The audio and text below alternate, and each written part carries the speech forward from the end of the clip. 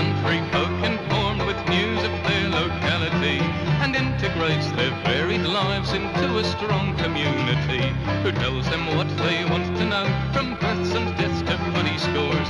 The TV news devotes its time to city crimes and foreign wars. The country editor spreads the news, come flood or drought, rain or shine, with the paper we've known for 100 years, the Boort and Quambatook Standard Times.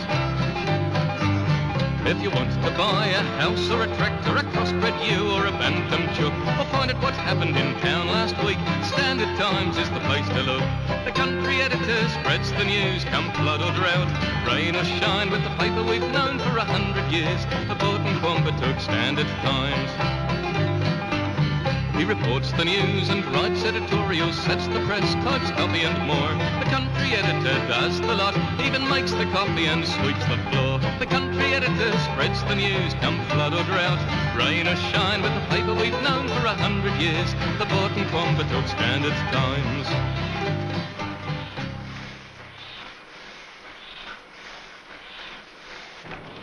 The paper comes out every Tuesday morning. No matter what happens, if we have flood, fire or famine, it's still out Tuesday morning, even if we work all Monday night. But that's the time we come out.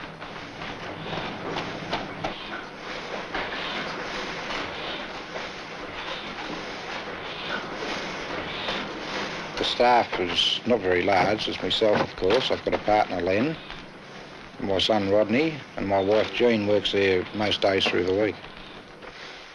Boort's population, 850, 900, round about there, and it's been like that for some years now too.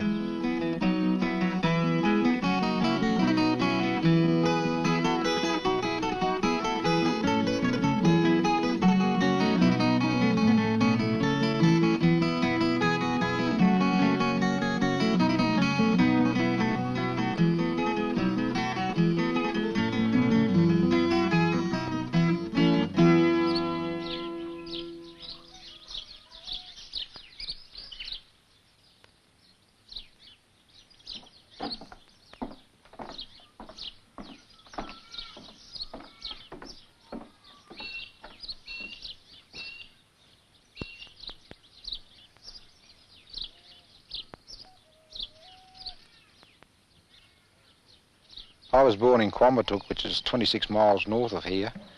Lived there till I was, I think, 1.5 or 2, and then we come to Boort, and I've lived here ever since. I'm not a local yet, and my grandchildren might be. I think the fact that I've grown up in the town, they treat me as, just, well, nearly as one of the locals. I wasn't born here, but nearly a local. They probably still regard me as one of the young Americans anyhow. I'm only 40. This year will be the 4th year I've been editor and publisher. I've worked there for 25 years, but previously my father owned it, and I just worked for him. It's about 4 years ago that he retired up to the Gold Coast. Boort is an old Aboriginal name. Some say it means smoke from the hill. That's the generally accepted version. I've seen books that have given different versions, but we'll stick to smoke from the hill or smoke on the hill or smoke.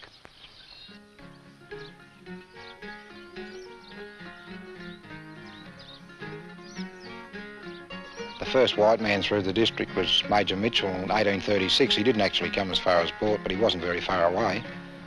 And the first settlers came up not very long after, in the late 1830s. Of course, the Aborigines had lived there for a long time, and they were a very settled tribe, and apparently a very comely sort of race compared to the nomadic Aborigine, mainly because they had an abundance of water and wildfowl and duck and everything around there for them. They didn't have to move around. And the early settlers thought pretty highly of the Aborigines, which is a bit different to what it is in most areas. And although the Aborigines have been gone a long time now, there's still plenty of evidence of where they've been. You can't go anywhere without seeing trees that they've cut to take out a canoe or to take a shield. The first settlement around here was in the 1830s by the Bear family. It wasn't called Boort until the Godfreys took it over in 1842. No Godfreys around now, but there's still quite a few families around who can trace their ancestry right back to the very first settlers. The Boort Standard's been going for over 100 years. It started in the 1880s, and it was, in those days, the Boort Standard and Pyramid Hill Gazette. Over the years, there's been many stories written in this paper before I took over, when my father was running it. And one thing he pushed for many years ago was for the lake to be deepened, the dirt to be dragged out of the centre, and for new tennis courts to be built along the edge. Well, that came to fruition about 6 or 7 years ago, but he'd started that many, many years ago. There seems to be a community spirit, and whenever just something needs to be done, everybody will get behind it, and they'll really work for it. There'll be a working bee, and well, they drained the little lake. I think there were 53 trucks in it, and one day they removed all the stumps and they dragged the dirt out and they built the tennis courts, and it was all voluntary.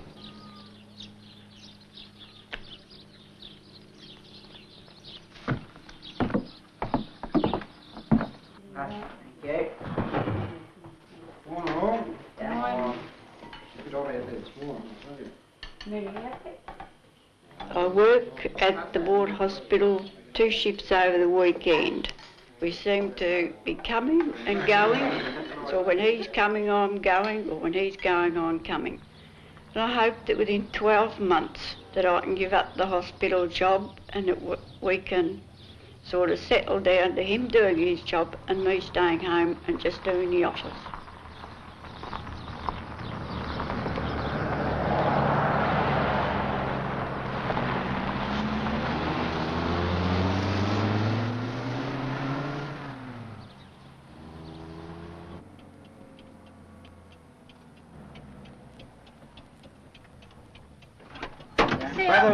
Stay around.